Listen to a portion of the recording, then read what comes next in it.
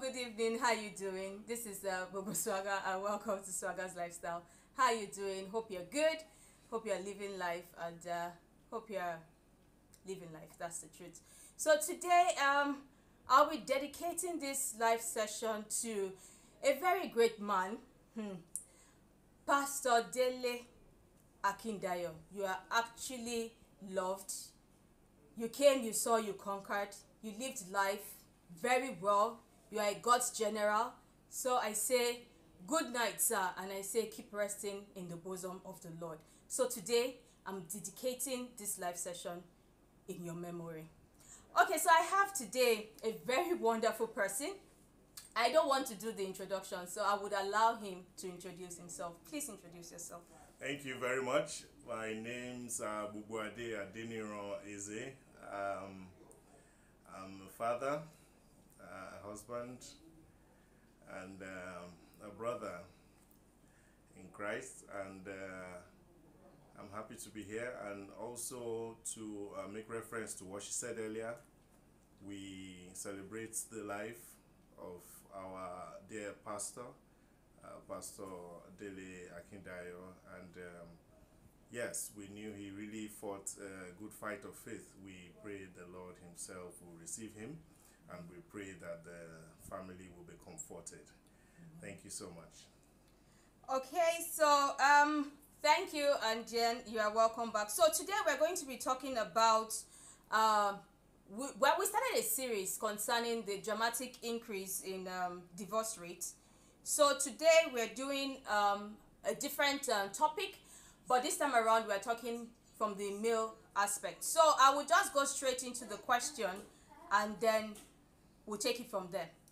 Is it possible to have a blissful marriage? Yes, it's a very ambitious in this range. I would say yes, but I would also say that most answers may probably not be yes or no.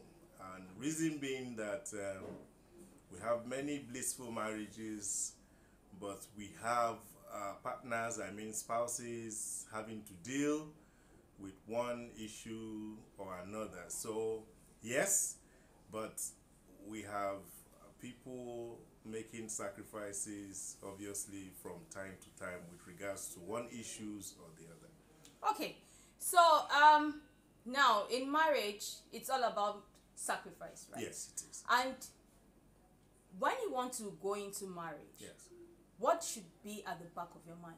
Okay, marriage as it were, I would like to approach it from a more holistic view. People approach from maybe their religious backgrounds. People approach from maybe their tribal backgrounds. But I would say that irrespective of your religious affiliation or your ethnic nomenclature, when it comes to marriage, the basics are there. Yes, when it comes to marriage, you cannot rule out the fact that you have to be with who you really love. You have to be with who you are willing to live with. You have to be with who you feel you will be able to tolerate. And the issue of trust comes from the existence of the marriage itself.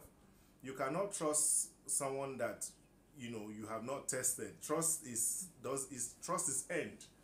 You can't just say I trust him or I trust her, but trust comes after you have been able to stay together for some time, and then you begin to build trust. Okay, so trust is earned. I think I like that. Trust is earned. So yes, trust is earned. Trust is earned. So it's possible to, and I think that when people want to go into marriage, I think that there are some certain things that they need to make up their minds about before walking that line. What yes, do you think? I want to say categorically that marriage in itself is a journey. Yes, marriage is not a destination or an achievement. People need to understand that marriage is a journey. There are many areas in marriage that one will have to conquer. For example, areas that have to bother with finances. If the minimum threshold for the families revenue or the family's income is too low, it becomes a burden on the family.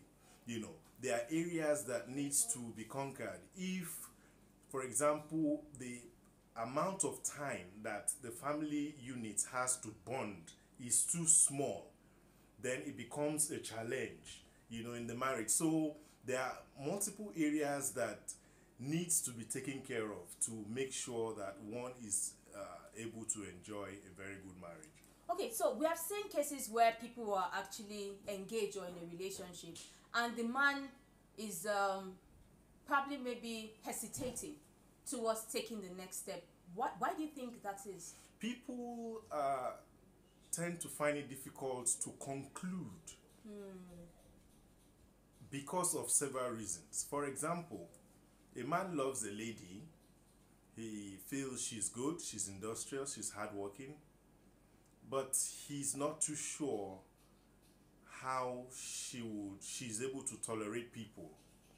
Yes, you could be very beautiful, very industrious and hardworking, but he just feels you may not be able to tolerate his people, you may not be able to tolerate his excesses, you may not be able to, you know, to give room for things that may just occur outside the regular, you know, and for that reason they feel you are not that elastic and they want to withdraw. That's one. You have issues where people are sentimental.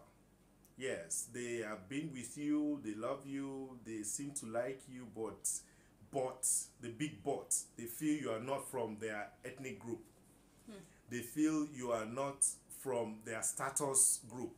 You know, they are not proud to introduce you to their status, you know, their friends that they share the same status, you know. So they feel, yes, there may be some form of bond, but you know, what would my friends say? What will my family say? You know, so it becomes difficult to cross the bridge where they end up tying the knot. And then one other area again that makes it difficult for people to finalize is men especially feel before they marry a lady, she may just be pretending with regards to some of her character. Okay. And they feel that, you know, if this thing finally happens, she may just become a different person. So they tend to tread with caution.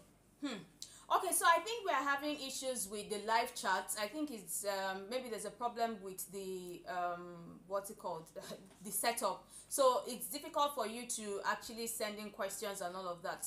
But we would try as much as possible to sort that out so that people could actually drop comments and the like. So let's continue with our conversation. Now, you've already stated that it is possible to have a blissful marriage. Yes. How can that be achieved? Okay, every journey has a starting point. Every building has a foundation, you know. So you have to make sure that from the beginning there is harmony.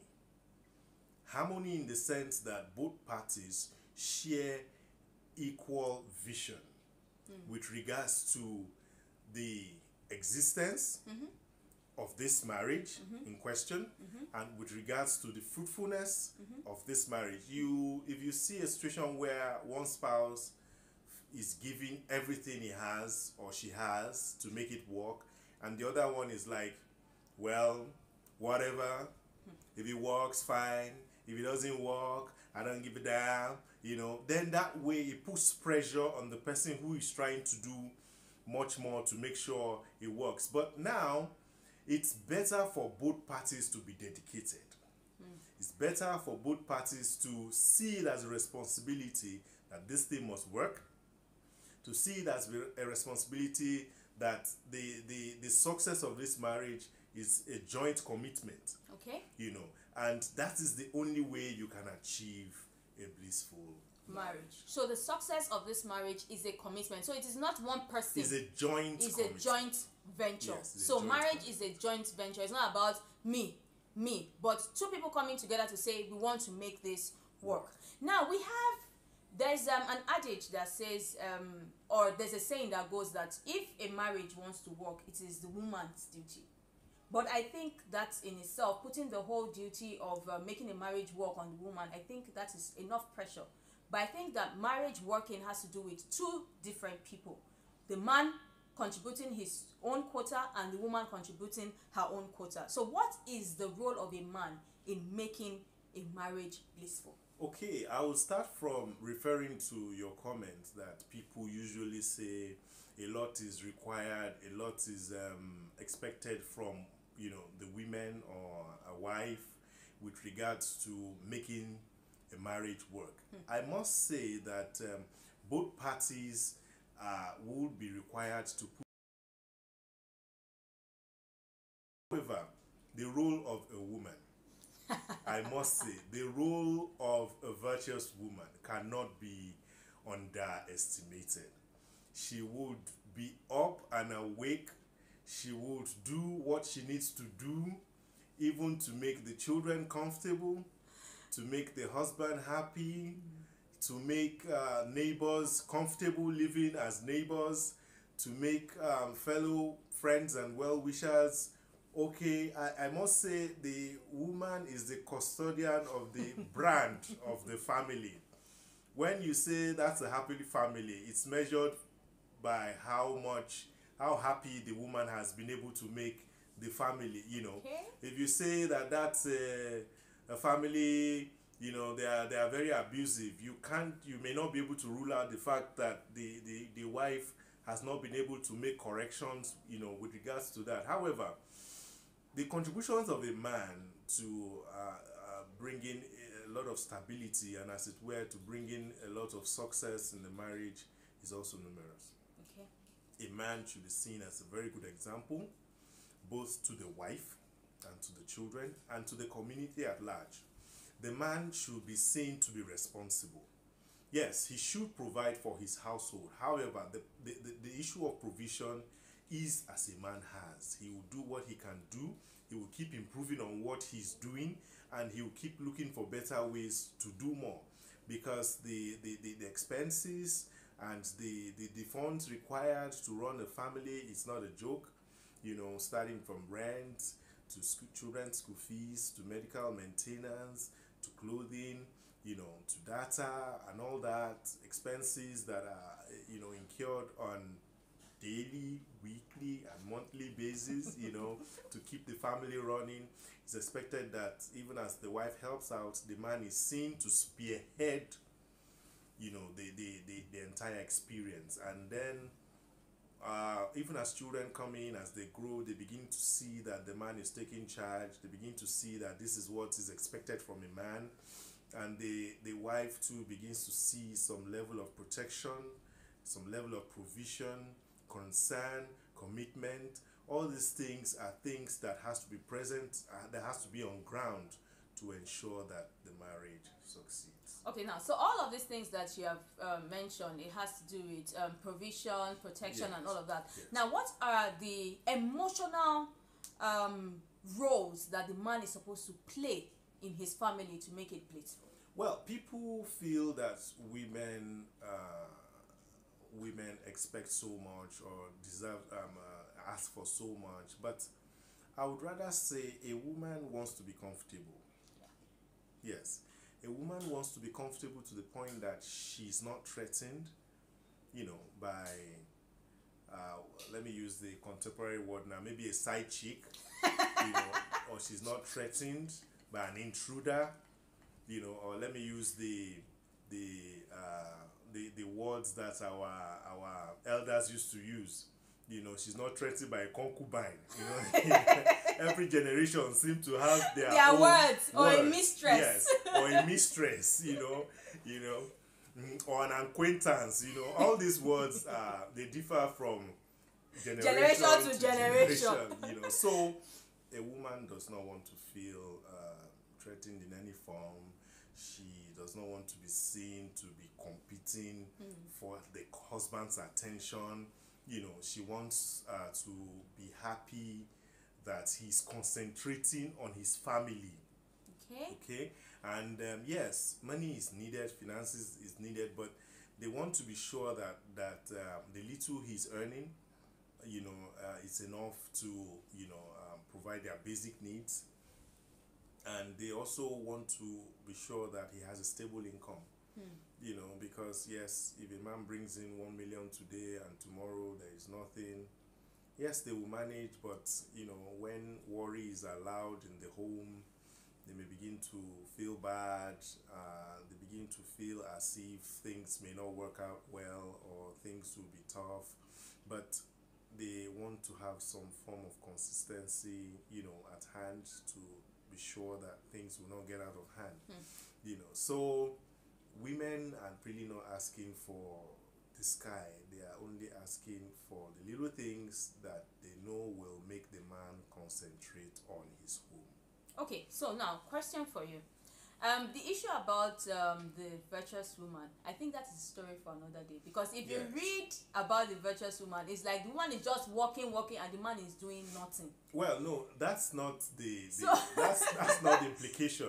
Okay. The implication is that the summary of the story of the virtuous woman is a woman in question that is willing to go the extra mile for her family. It's not as if she's been overworked or she's been that everything is being left for her to do. But if, as a woman, this family is yours, perhaps you may be willing to do much more than it is required for you to support this family and to ensure that this family succeeds. And don't forget that in every for every family, for every couple, people have stronger traits. When it comes to business, it's possible that the wife may have a stronger business traits than the husband. When it comes to negotiation, it could be possible that the husband has a stronger negotiation traits than the wife. So that's why they are a couple. So it's possible that they may require strength and stamina from one another with regards to different issues. When it comes to tolerance, of course, one person could be more tolerant than the other. So the issue of the virtuous woman is that this is an ideal woman. This is a woman probably everyone wants to marry. This is a woman that is willing to go the extra mile for the comfort and for the success of her family. Okay, so question for another day. So let's just go through with what we're talking about now. Is it possible for a man, because today we are dealing with the male aspect in marriage, so is it possible for a man not to cheat? Yeah, it is very, very possible. Most men don't cheat. Yes, most men don't cheat. It's difficult to explain. Cheating is something that is in the subconscious mind of every woman. They easily begin to calculate and imagine that their husbands are cheating, and they begin to wonder out of the blue moon that he's just cheating, and then they just feel that how can he not cheat, I don't think so. I think out of every 100 men, 95 cheats on their wife. Statistics is a game of numbers. So and don't forget that the data you collect, the end result of your statistics calculation is by virtue of the data you collect, the data collected. For example, if you go to a beer parlor and pick your data, what do you expect? You may have 99 over 100, but it depends on your data source. It depends on the data collected. So when it comes to issue of collecting data with regards to seeing if men cheat or not, sometimes your location, for example, if you go to a hotel and you want to collect data, so what kind of data are you trying to collect? I must say that to buttress your point, women feel that because men love beautiful ladies, they may be going for maybe more than their wives. I mean, that is just a perception, and women sometimes feel threatened because there are a lot of beautiful ladies out there. They feel the husband may just be looking at, B, or looking at C, or or M or N is calling him and all that. But of course, I must let you know that there are a lot of men out there doing their best to keep the family unit together without cheating. However, there are some few that may be struggling with this particular issue, and I know that it's a matter of time. Sometimes people are not fully convinced why they should just stick to their spouses, and for some reason some people feel frustrated, and they tend to get a shoulder to lean on. But I must say that it's possible to stay in your marriage, in your home, without having extra worries to bother yourself about, because I would really call them worries. There's no enjoyment in adding to your expenses. It doesn't add up. There's no enjoyment adding to your expenses. So now, how does cheating start? Okay, several reasons why people cheat. One, I must say that if you are having a bad company, if you have friends that engage in such, it may not be difficult to start. Yes, people have friends that have all these side women around, hang around, and they see them with assorted women, so they feel there are still extras left, you can also pick one.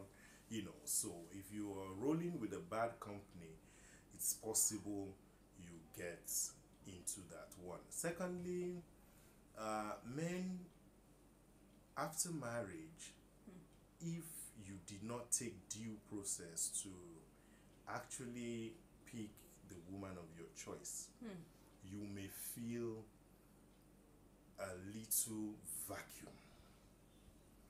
That vacuum, the vacuum could have been filled with much more commitment and love towards your spouse. But unfortunately, people feel that, if they get a side chick or another woman, that the vacuum will be filled. People have been following extra women for years, and they are still miserable. They seem not to, be happy with their lives. So in a sense, it will really not bring a solution. And then thirdly, people follow women, extra women, or the other way around. Maybe women follow men, extra men, for finance reasons. Maybe they feel they are not earning that much, and the man has been so good, he gives her money, and the money helps to augment a couple of things. But you see, there are two things that has been my watchword, in life, and I must say that there are things I learned from my father. One is motive. Whatever you're doing, what's the motive? You have a wife that you went to pay dowry for, you took your family and you told the whole world this is okay for you, and you're fine with her. All of a sudden you seem to have been distracted by some other ladies somewhere, and then maybe you feel you should be engaging in some form of relationship or the other. So what's your motive behind it? Do you want to marry a second wife? Is your wife not good again? Okay, is this the type of life you want to live? Why are you hiding it? Why are you not making it public? Why is it taking a heavy toll on you? Why are you not happy with your wife because she's trying to suspect or something? How come your monies you're supposed to be spending on your children, you're spending them on strange women? So all these things are the issues that men really have to sit down and look at. What's the motive for all this extra burden? And then secondly, is it sustainable? The answer is no. It's not sustainable. You are with A today, tomorrow it's M, and then I even laugh when I hear some married woman say, my girlfriend is cheating on me. I'm like, you know what? That's what you get. No, but what was he expecting? That well, you have somebody, you have a wife, but you have a side chick, yes, and you expect the side chick not to cheat on you with someone else. Yeah, so you know, sometimes I hear things like, you know, I've been calling her, she's not picking. I mean, for God's sake, how many dowries did you pay? All of them will be picking, you know. And then you have, you know, I hear different things, you know, stories like, you know, maybe her birthday is coming up, but she didn't invite me. She can't invite you. You are married, sir. It's better you go back home and stay with your wife. Assistant boyfriend, or assistant husband. Boyfriend or something, you know. All these issues are real in our society. Yeah. But the truth is this, as men, why don't you try the other routes? Stop going for cheap stuff of hanky-panky, hanging around. Why don't you stay committed? Why don't you keep focused? There are a lot of bills on ground. You have bills for your children. You have bills for the family. You have bills for your wife. You know, why don't you keep it running? And then if you have too much money, you have less privilege. We have orphans on ground. You can as well invest in their life. Future. Channel that excess money, yes, instead of going to go and give one girl outside. Yes, I mean, there's no... Give lives that you will touch. Yes, it's better to touch lives. Well, some people feel that, I've heard comments that we are helping them.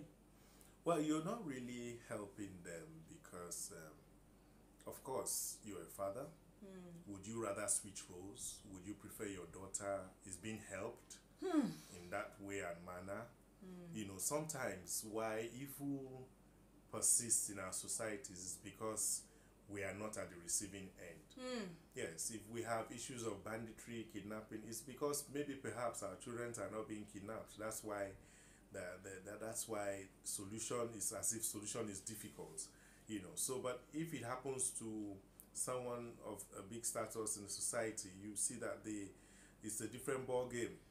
You have enough security on ground to make sure the tide changes, and you know, if need be, if they need to spend money, they'll be willing to do that. But if it has to do with an ordinary man, then nobody cares. So helping is not a reason. Helping is not a genuine stuff. Your daughter too needs money. You can post her to a hotel, she can be helped. I think you're stepping on a lot of men's toes tonight. So I mean, when the tables are turned, you won't find it funny. And you know, if everybody does what they like and there's no decorum, it only means that the world itself will not be peaceful and, you know, a good place to stay. You have all sorts of trash, you know, around. So it's better to keep it sane and to keep the family together. So, what role does ego play in a family? Well, ego is a word that is a little ambiguous. How so? Would you say what role does pride play? Or would you say what role does status play? You know, so ego in itself will not help any family to be stable. Yes, I would not say succeed, because I mean, at some point you never know when people change, you know, and they become humble. But for the stability of a marriage, there's no point anybody having any form of ego, pride, any form of I can't take this, I can't take that. It only means that the amount of sacrifice you're willing to bring to the table is very minimal, and this is a journey that is heavily fueled on sacrifice. Marriage is a very long journey that sacrifice will be needed to take you far. So, as men, what would you advise men? Will you advise them to take away the question of ego because it doesn't help in the family? As men, you need to be open and comfortable. You need to carry your wife along.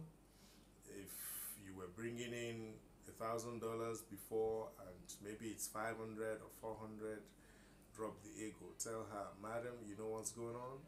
We can't afford what we used to afford before. Let's cut the budget, okay? Yes, if you were driving a Mercedes before and you need to come down to a Toyota, yes, make it known. Don't feel that because my friends, because my colleagues, associates will say things that are not working fine for him, forget about what people will say. Ego is not going to feed you. It's better to calm down to your level, explain things to your immediate family. If they were going for vacation twice a year, if it's once gonna happen or once in 2 years, let it be so, to keep the family unit together. There's no point blowing all you have in January and then February to December it's going to be tough. So it's better you split what you have so that you're being sustained, along the months, and then hopefully help will come. I like that. And as much as possible, I think people should live within their means. They have to. As a family unit, don't allow for frivolous spendings. You need to be frugal, buying shoe bags, when you really cannot. Big English. Yeah, when you really cannot afford them. I mean, it's not worth it. There's no point spending what you haven't earned, and then maybe probably you've not made provision for proper savings and investments, and then maybe you're just a paycheck away from being broke. I mean, that's not the best lifestyle to live. That's true. It's always good to have some form of savings. It's always good to have some form, of little investments that you can earn from passively. And that way you will not put too much pressure on your primary income. And then if for any reason you have to change jobs, at least you have something to manage while the transition process takes place. Now, what are the areas a man can work on to make his marriage better? Okay, I'll just talk about some few things with regards to that. One, the word love cannot be quantified. So he needs to show more love to his wife and children, immediate family, and he needs to also show love to his in-laws. Don't forget that the family you now have came from another tree. That's true. So your wife's people have to be cared for, they have to be respected, they have to be seen as a very valuable part of your nuclear family now, not because you have paid dowry and you have hosted everybody, then they are nothing. You are the one feeding their daughter, or whichever way. So for a lady too, your husband's family, yes, I know you may feel uncomfortable, bringing them close, but guess what? Your in-laws are your in-laws. And then the way God has done it, amongst your in-laws, you will surely get 2-3 people you're comfortable with. So you can't just say the whole bunch is bad. I mean, it doesn't work that way. So take care of your family, your husband, your children, your in-laws, as it were. And then one other thing you need to do to make sure that you have a very stable marriage is to make sure that you are prayerful. Yes, ensure that the word of God, ensure that the prayer life helps to stabilize your marriage. You have to be prayerful. Why? There are so many battles you may be in that you do not know. That is the truth. Yeah, there are so many arrows that may be flying your way that only God, only His protection and provision can help to take away and to give you victory, because this life is a funny place. People have different aspirations, people have different interests, so don't be surprised. People may just do something funny because they are happy that way, and then it may not just be in your favor, for example, they want to downsize at your place of work, and you've really put in so much, and they don't know which names will be included. So I mean, by the grace of God, it only takes the grace of God for you to keep your job. So, and in Nigeria of today, every naira matters, every kobo matters. Things are a little expensive. you won't, it's not the best time to be out of a job. Yeah, God will provide, I know, but you know, my dad would say it's easier for a monkey to jump from one tree to another than from the ground to the top of a tree. You know, it's better to be doing something now while you look for something bigger or better than to be on the floor. You know, it's tough, and it's not the best. Now, a lot of men I see, they actually, once they start working, they go through the ranks and all of that. But sometimes you find that maybe because of the bills they have to pay, and maybe because of the pressure that they have from their family, from their extended family, the wife's family, everything, that they find it difficult to do personal development. What do you think about that? Once a man gets married, from late 20s, early 30s, and maybe late 30s, and in some rare cases, early 40s and beyond, his responsibilities certainly increases. That's true. He has a wife, he has in-laws, even before the children come. That's true. So when the children come in, depending on what number you like, some people like 10 children, 12 children, one, you know, 2. some love one, Some don't even want some kids. 2, and in some rare cases, some may not want kids immediately, you know, but in very, very rare cases, some may want to adopt for maybe medical reasons or something, you know. But as all these numbers add, the responsibility of the man rises, and maybe his income is not rising proportionally to his responsibility. So sometimes he's overworked. In the West, some people do 2-3 jobs because they have more bills to pay. They're paying a mortgage on the house. They took the cars on credit. They're paying for some household utilities monthly, paying for some personal assets bought, you know, through loan, you know. So the pressure is there, and then maybe they want to build a small small house back home, you know, and some of them come home maybe once a year, you know, once in 2 years, and they have their old parents back home, and some of these parents want to visit maybe once a year, you know, or once in 2 years. So all these bills add up, you know, and younger ones have new babies, younger ones want to get married, you know. Certainly you have to show some form of concern, you know, in form of contributions, you know, love, contributions, gifts, and all that towards your family, your wife's family, or your extended family, you know. So all these things surface, all these things are real, and you know, the tough part of it is that most times the man's income, you know, is not, you know, growing. It's just that his expenses keep growing. But I think in all of this, all that you have actually indicated are true. But in all of this, I think that the man still needs to find time to be able to develop himself personally. Yes, some men do. I'm speaking currently with about 3 of them.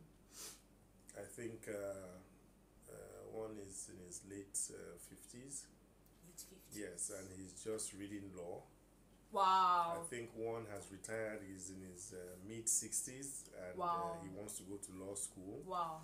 You know, I think there is another one that wants to learn something, you know, something or the other. So they may develop themselves, but some of them maybe later in life. I tend to understand what you're saying.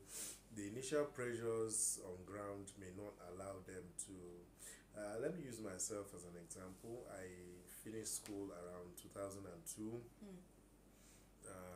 Went for service around 2005. Finished in 2006. And I didn't do my postgraduate studies until 2015. That's about 10 years after. Yes. Wow. Yes. So I did postgraduate about 2016, 2015, 2016. So that's about 10 years after, and after then I've not really been able to. Yeah, I've been doing some short courses, some seminars and all that, but for me to go back into proper studies, I've not really been able to do that because the bills keep coming. You know, the bills are real. You know, and I would say the bills keep growing. The bills are real. Yeah, the bills are real, and yeah, it's tough for men to actually put this together. I remember when I was trying to do my masters online, it was tough. You have to wake up at night, read in the morning, go to work all day, and then come back. You have a test, you know, so many things, and then sometimes there were days when I needed to prepare for some assignments, and my son was ill. I have to be with him in the hospital. You know, my wife has given all her support, but of course, maybe I'll have to drive them there. You know, the commitment is much. But I must say that you need to make out time to develop yourself personally.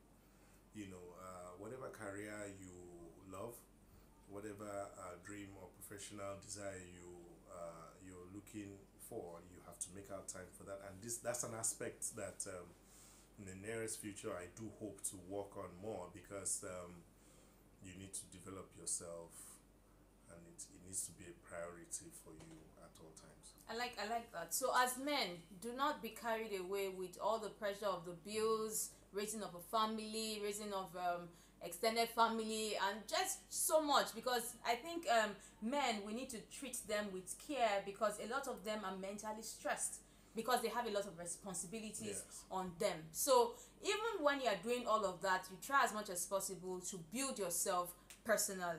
Personal development is key. Very key. So what is your advice to men out there that are about to get married? That's a big one, but it's an easy one. My advice to the young man that wants to get married, I have a couple of friends in the community where I live, church, where I worship, and I speak to them from time to time. I discuss with them, and I encourage them. One, beauty is not all it takes to keep a home.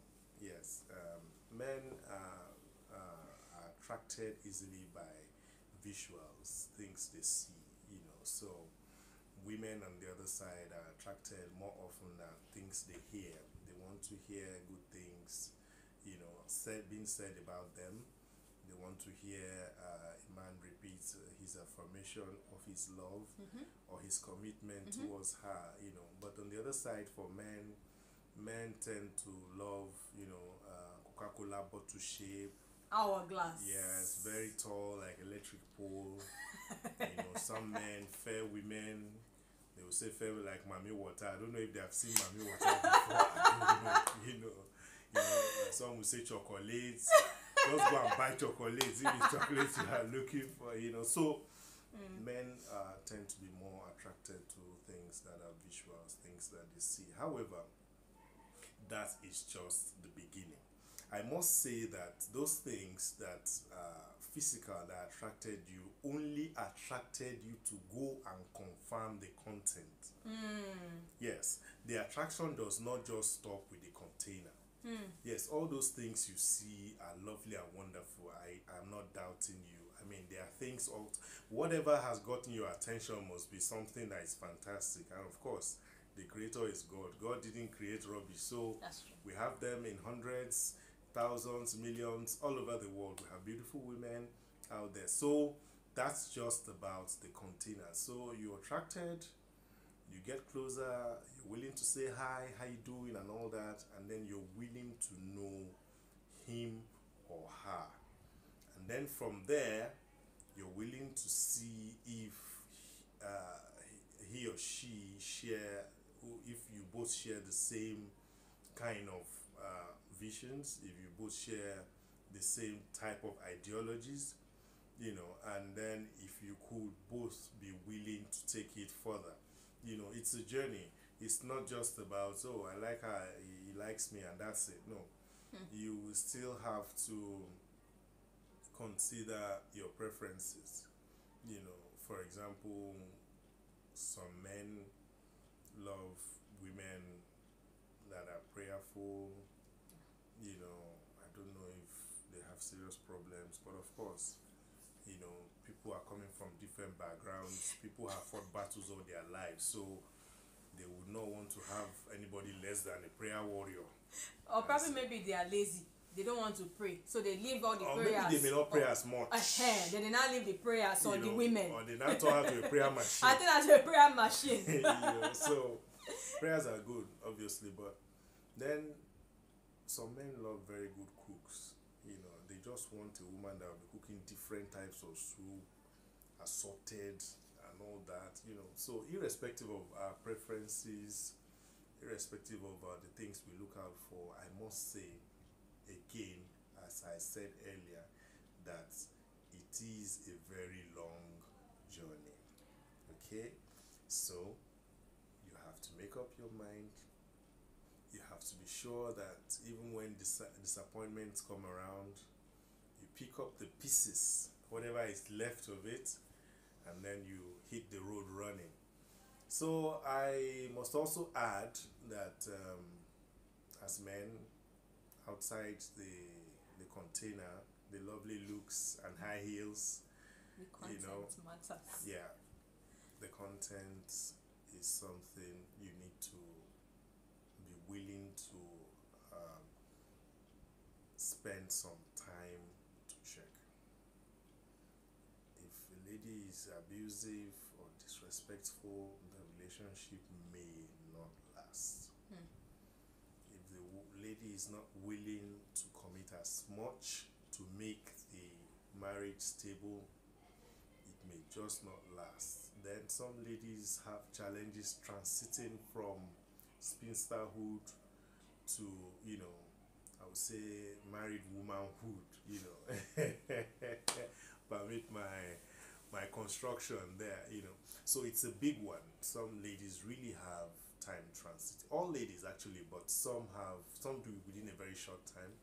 Some, it takes them years, you know, because I mean that's what they are made of. They enjoyed being spinsters for a very long time, and they find it difficult to know that being a married woman, a wife, mother requires so much more. I must say, I give it up to the women. You guys are really strong, and I must say you are made of steel. Good job. Yeah. You are good job.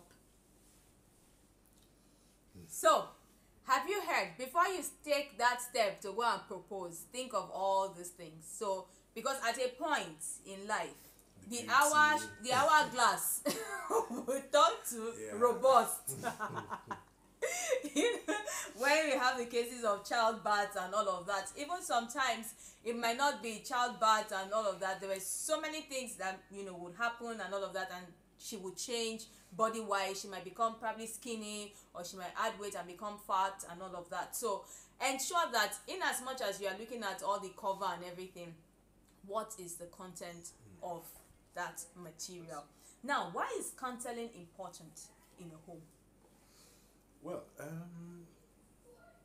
counseling, as it were, is an introduction to the course. Marriage, before it's being consummated, is just a course. Once the documents are signed, it becomes a journey. Okay? Marriage counseling or pep talk counseling from fathers, from elder brothers, uncles, and all that, they are all counseling. Yeah. People call you out, my brother, don't forget to make sure you marry a respectful woman. You know, all these are counseling. They are important and good because it serves as a guide. It serves as a form of lay down principles and paths that both parties have to understand. Marriage is something, marriage counseling is something. When I did mine at the Apostolic Church. The elder in terms of age, but it was the reverend that did counseling for us. Make sure you always pray and commit your things into the hands of the Lord. You know, he was reading through, it was a manual and all that. Next thing he would look up and say, do you understand? I would say, yes, sir. And the next thing, you know, his mind, I'm sure in his mind, he would say, if you like, don't understand. You know. But of course, when you start the journey, you begin to remember some of these things that were said. And perhaps, let me just tell you, it's too late. Yes, to begin to say you are checking. You are in. You are in. That's it. So, all those, make sure you check for this, check for that. Once you have signed, you have signed. And don't just think about the issue of divorce. I think most times why people think about it is because they think it exists. So, if you believe it doesn't exist, you know, we are free to believe what we like. If you believe it doesn't exist, I'm sure it won't exist in your marriage. So just take your time. The young ones out there, make sure this partner is a good choice. Make sure they are both of you are willing to keep it running. Make sure that you're sincere with one another. Make sure that you're willing to sacrifice. And I believe that you guys will always have something good to speak about your marriage. Okay, now, so you have talked about counseling before marriage. What of counseling in marriage? Yeah, counseling in marriage. I need to adjust properly to talk about this. Counseling in marriage sometimes borders on damage control.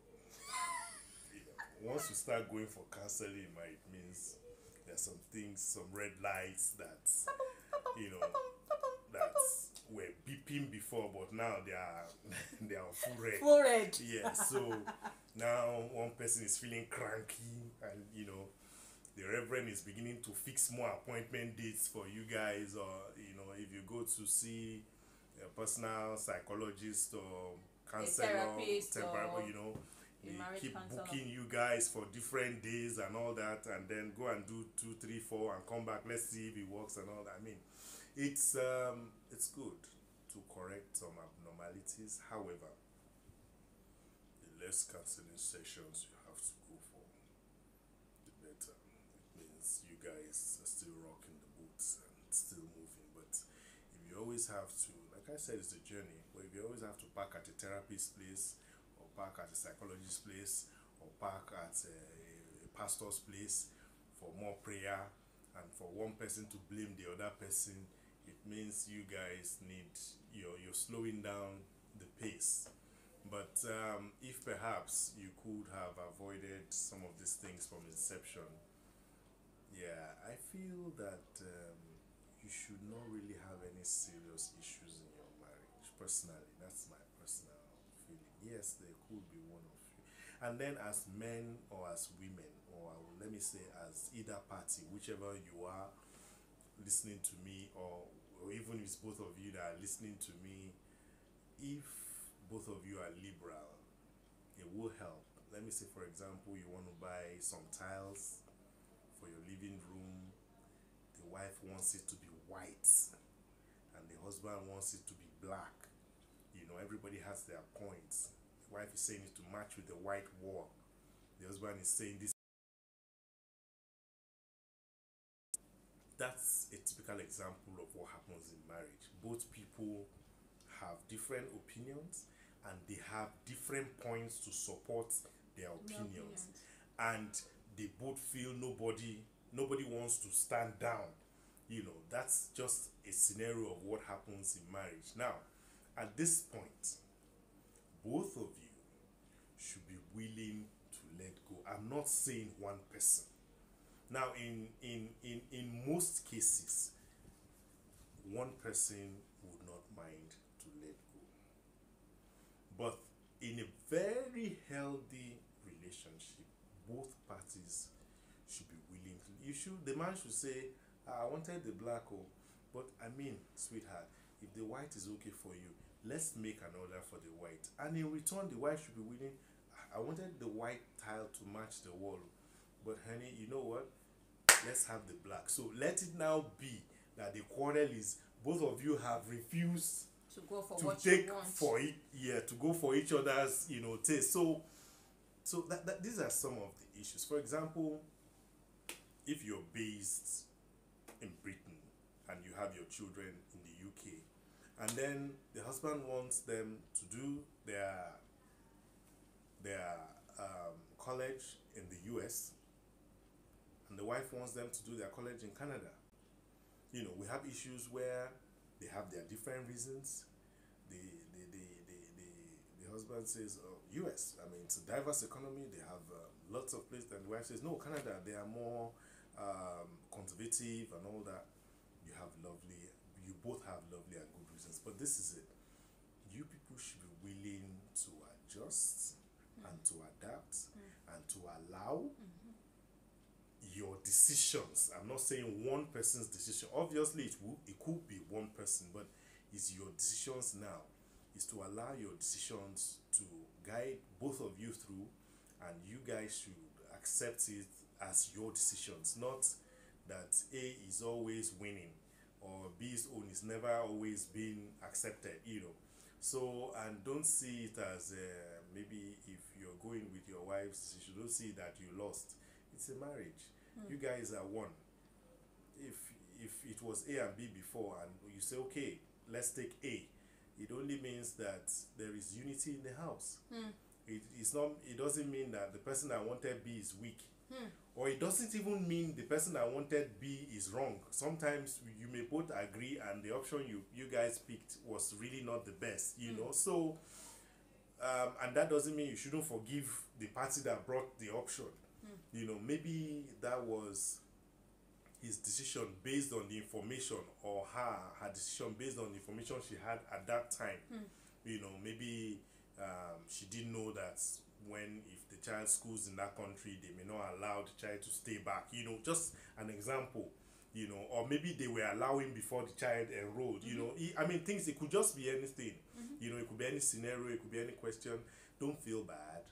I mean, you should be willing to come together, to harmonize, to agree on whatever decisions you want to make, and then to hold hands together and put in all, not that, since it's our own problem, go ahead. Anything you see there, you take it. It doesn't work like that. It still needs to be done in harmony. Don't say, I warned you. I won't. But of course, a lot is involved. It's easy to just spend a minute and talk about this, but of course, sometimes issues that, like I mentioned now, sometimes can take months for them to be resolved. It could be as small as renting an apartment. You've seen two, and the husband feels this one is close to your place of work. It will be easy for you, and the one that is farther, has more spacious or lovely kitchen, and you want to be stressing yourself. I mean, it could just be anything. So whatever it is, these are the things that happen in families every day. Decision making, options, preferences, how you go about them, speaks a lot on how you intend to stabilize and then move your home forward. So a lot of people compete, husband and wife. You see them competing within each other. Yes, when husbands and wives an issue of complex, there is no need to compete against yourself. Yes, not each other, yourself. You guys are one. I like that. Yes, you shouldn't be competing with yourself. If your wife buys a Mercedes Benz, you rush and go and buy a BMW. It's okay, but of course, I mean, you don't need that stress. Your wife buys a new shoe, you go and buy a new shoe. Some people have complex issues. Some people have, feel they owe their friends some update. I need to fly out. I need to hit a vacation. them see my timeline, and all that, so there's no need for spouses to compete. I mean, it's not worth it. It's Okay, not worth it. It's so not healthy. okay, so sex in marriage. Yes. What is your advice to men? Okay, obviously, what advice again? I mean, are you saying they should not have sex in marriage? Or I don't know what advice. Advice in the sense that there are some women that they tell it, probably, when they're talking within friends, they they find it difficult to have the conversation with their husbands. So most of them are not satisfied in marriage. Most of them, probably the man is not even good, the man doesn't know what he's doing and all of that. So what's your advice in that? Sex itself is a very complicated topic, not because of its sensitive nature, because we all know it's something that has to do with part and parcel of our being. However, sex demands, the sexual demands of individuals differ. And because I use the word demands. For example, if you go to a restaurant, you can make specific demands on the things you want. For example, you want, a serving of fried rice with turkey and goat meat. You could be that specific, with your order. Your feeding, your order, But when it comes to sex in question, what worked last night may not be demand tonight. It's that serious. So in between both partners, there is always an equilibrium. For example, one person had a very bad day at work and the libido is little or nothing, and the other partner is having a very high demand at that moment. Even if the sex takes place, it may not be the best for the partner, expecting much more than what he or she is getting at the moment. And I must say that at different times, because we are two different people, our dispositions could differ. Yes. So it will take both parties to find the right time, the right moment to get the right result. Thank you for that. So, and as much as possible, I think I would like to add, I'm not a man, but I would like to add that even when your spouse is, talking to you about a certain thing in your sexual life, try as much as possible to be open, because there are some men are rigid. Yes, I must say that sometimes the demands that either party makes may be as a result of things that he or she, maybe they hear on social media, or they watch a movie, group of friends, some women about. Some women meet at the hair salon, and one is saying, my husband lasts 30 minutes in bed, and the other one rushes home to say the husband that lasts 5 minutes in bed is a dead man, he's not strong, he's not this, he's not that. Like I said, it differs. The sexual life of each individual differs with regards to their stamina, their interests, their commitment, towards two people cannot be the same. You both have to fulfill each other's sexual desires, which is very important. You both have to cuddle and love one another, with all your heart and all that. But you see, when it comes to sexual performances and all that, I must say that as humans, sometimes we think we are expecting too much, by virtue of what we hear or what we see, you know, a lady that has been at work for the past 12 hours, how much energy does she really have to satisfy you, like the lady you have been told, you know, sleeps with a man for 2 hours? If it's possible that could be her own profession, you know. But a lady that has been at work for 12 hours, what do you expect? You know, that's not saying that you shouldn't make out time to make it worthwhile and, you know, make it great, but in reality, you have to understand that some of these things are more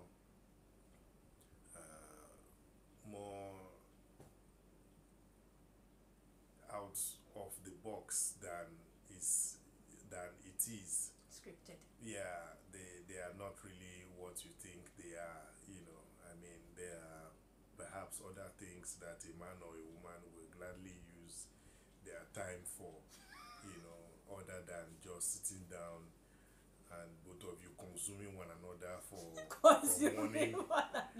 morning to night. I mean, that's not just like before I got married. I thought that is the job we'll be doing, you know. But after I got married, I discovered that the bills they are not smiling, and in fact, when the bills pile up, you end up not even having stamina for anything because those things are much. You don't want to be embarrassed by your landlord, or you don't want to be embarrassed by your children's school fees and all that, you know. So that doesn't mean, I mean, you shouldn't give as much as you would, but of course everything has to be done in moderation, and I must say that that is the way life should be approached. Thank you so very much. Okay, thank you so much. We had a very wonderful time. One, I apologize for not coming live yesterday. We had shocking news, but we thank God. In everything we give God thanks. And then also I want to apologize. Doctor could not make it today due to one thing or the other, so we are going to reschedule with him and we will let you know. And also please know that we will be coming live on Monday, because what the live session we're supposed to have yesterday, the act of helping that we're not able to have, we have rescheduled it for Monday 9 p.m. We apologize. We are so sorry. So I would see you 9 p.m. on Monday. Thank you so much for tuning in. And I also want to apologize because of the setup today. We could not have live chat and live comments. We would have to rectify this after, and then you could come back and drop your comments and our guest would actually respond. So we are very sorry about that, because I know that a lot of you would have had comments during the course of this interactive discussion. It was a very, very wonderful one. I had fun doing this. And then also, do not forget to be good to yourself, be kind to your spouse, and also for the men, please, personal development is key. And for those people that are not married, before you step into before you make up your mind and say I want to go the 100 or the long route with this person, ensure that you know what you're doing. Check the content as you are checking the container, because the container fades away. It is that content that you will be living with for the rest of your life. And there's one thing our guest said, which is very, very paramount. It is possible, men, for you to be married and not cheat on your wife. It's very possible. Do not do the extracurricular activities, like he said. Spend your money in your family. If you have extra money, charity. Don't be spending on side hen or concubine or mistresses or what have you. So, in conclusion, what would you like to say? Well, in conclusion, I would like to say thank you for the privilege to come online with Gbogbo Swagger Communications. I've been a fan of her videos and all her seminars, I would call them, and all her live presentations have been lovely. I watch them from time to time, and all the speakers that have been coming on the show have really done very well, you know. So I'm delighted to be here, and I hope to be back in the month of September. Yes, we're talking about retail. We'll be talking of talking about retail, which has been my career and which has been what I've done for decades, and I am sure that we'll be able to rub minds and spend good and quality time together. Enjoy your day, and my regards to your family. Thank you so very much for honoring our invitation and also for stepping in. Thank you so much. Thank you so much for joining and tuning in. Please share this video. Please share this video. Thank you so much, each and every one of you. Thank you for being that support system. Thank you for being the awesome community that I have, and thank you for continuing to push me, encourage me, and also your feedbacks are always very, awesome for me to be able to do things better, and also to be able to bring life-changing topics and discussion that as much as possible will change each and every one of us. Thank you so much. Good evening. This is Gbogbo Swagger, and this is Swagger's Lifestyle. Till I see you next time, stay true to yourself. Your dreams are valid, and also, men do not cheat in your marriage. Women also do not cheat in your marriage. I do is forever. Bye.